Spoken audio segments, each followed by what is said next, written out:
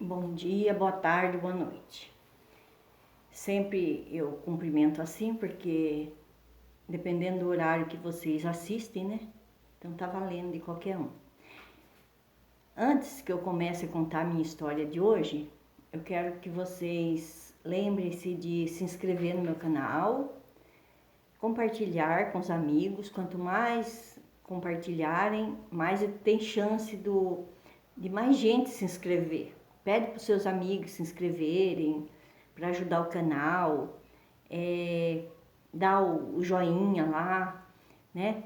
E vamos ajudar o canal a crescer, que aí eu vou poder ajudar esses bichinhos com mais conforto, vacina, vermífugo, porque só em ração eu gasto R$ 800 por mês. Hoje mesmo eu peguei ração, né? E já tô devendo 200 e pouco. Agora eu peguei mais 200 e pouco, já vai para 400. E aí eu paguei agora no pagamento 873, 873 que eu paguei. Nós zeramos. Aí veio, já pegou mais um, hoje eu peguei mais um saco de ração de cachorro, outro saco de ração de gato, dura 10 dias, sabe? E aí eu sei que meu pagamento vai tudo para pagar ração. E mais um pouco da minha filha, que ela tem que inteirar, né? E então, gente, é isso.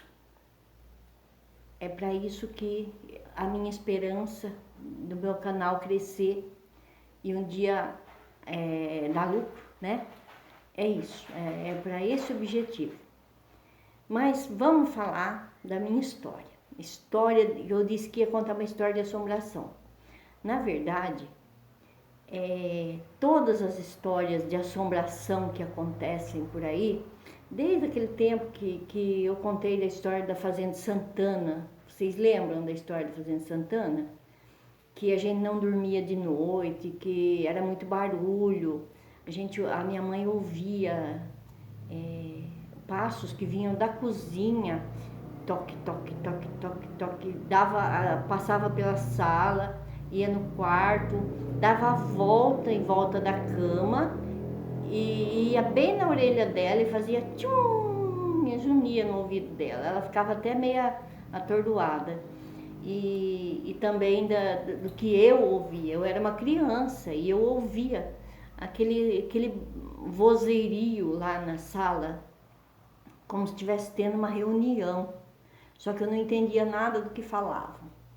Eu só entendia que estava aparecendo. Vocês já estiveram numa festa, quando fica sem música, aquele monte de vozes falando ao mesmo tempo? Era assim.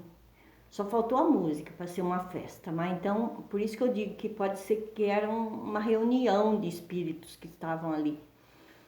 E hoje eu vim falar o motivo porque os espíritos fazem isso, eles fazem barulho.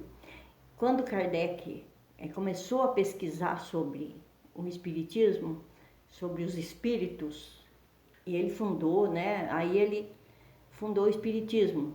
Mas o espiritismo existe desde que o mundo é mundo, né? Porque os espíritos, eles têm necessidade de mostrar pra gente que eles estão aqui, né? Que eles estão por aí, que a vida continua depois da morte.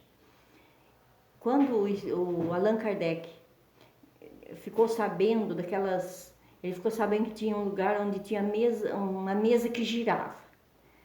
Então ele foi lá investigar e assistir o fenômeno, né? E ele viu que o povo, a elite da França, estava usando isso como divertimento, né? Um divertimento. Eles se divertiam, eles achavam graça daqueles fenômenos. Eles faziam pergunta e aí eles respondiam através de batidas, macetavam o pé na mesa, no chão. Aí depois eles tiveram a ideia de pegar um cestinho, adaptar um lápis no cesto e colocar em cima de uma folha de papel E aí todos colocavam assim uma parte da mão, assim, bem levinho, né? Assim, colocava o papel aqui, colocava a parte da mão, para só ligar a mão deles ali. E escrevia tão rápido, que fazia frases e histórias, contava um monte de coisa. E eles começaram a ver que era muito mais sério do que um simples brincadeira, né? No começo era só brincadeira, tipo, fulano vai casar amanhã? Não, fulano vai casar logo? Aí o espírito respondia com batidas do pé da mesa, macetava o pé da mesa, porque a mesa levantava do chão e ficava pairando, né? E depois caía com tudo. Então eles tinham assim como é que fala, um domínio da mesa, né? Mas precisava que os médiuns todos colocassem a mão em cima da mesa, mas bem leve. Então não é, os médiuns só davam a energia para eles, né, trabalharem. Mas o intuito deles de fazer esse fenômeno acontecer era para mostrar, ó, nós estamos aqui. A morte não é o fim. Então, a morte é só uma passagem, a gente só mudou de plano. Então, aconteceu depois, Kardec depois descobriu também um outro fato, que tinha um lugar onde tinha duas irmãs, que depois ficaram conhecidas como as irmãs Fox. Elas tinham, estava acontecendo um fenômeno na casa delas, na parede. Eles batiam assim na parede, né? E aí elas começaram a conversar com esse espírito. Até eles chamavam ele de o perneta, o perna de pau, uma coisa assim, porque ele fazia barulho como se estivesse andando assim, sabe? E aí elas começavam a fazer pergunta, por exemplo, para um não bater duas vezes, para um sim bater uma vez. E elas começaram a conversar com esse rapaz, com esse espírito, né? E descobriram o nome dele. Ele morou ali naquela casa e ele foi morto ali e foi emparedado. Descobriram, aí ele falou que estava ali o corpo dele na parede e então aí elas chamaram, né, as autoridades para quebrar aquela parede, a polícia, né? Quebraram a parede e descobriram a ossada de um morto ali, né? Quer dizer, foi confirmado que aqueles fenômenos não estavam mentindo, estavam falando a verdade. E o mesmo acontece hoje, né? Aconteceu na casa da minha avó, né? Que quando a minha tia ficou sem fazer a oração, o terço das almas, né? Que ela fazia todo ano. Naquele ano não deu para fazer porque choveu, coisa parecida, não me lembro muito bem, né? Porque cada terço que ela fazia, ela convidava toda a vizinhança. Então eles vinham e com chuva não dava. Eu não sei, eu não lembro se o motivo foi esse, só sei que ela não fez aquele dia. E aí, no dia seguinte, uma bolinha de ping-pong que estava em cima do armário, que não era assim um armário liso, ele tinha uma beiradinha mais alta. Quer dizer que não dava para a bolinha ter rodado ali, né? Ter escorregado. E a bolinha estava ali fazia muito tempo, que se tivesse que rolar, teria rolado.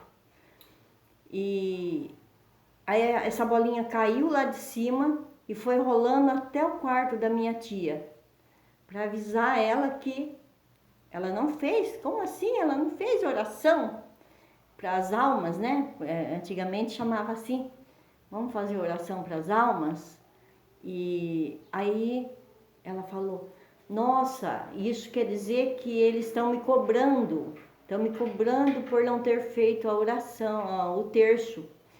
Então nós vamos ter que marcar um dia. Aí marcou para tal dia. Aí já avisaram todo mundo e naquele dia já se reuniram, né?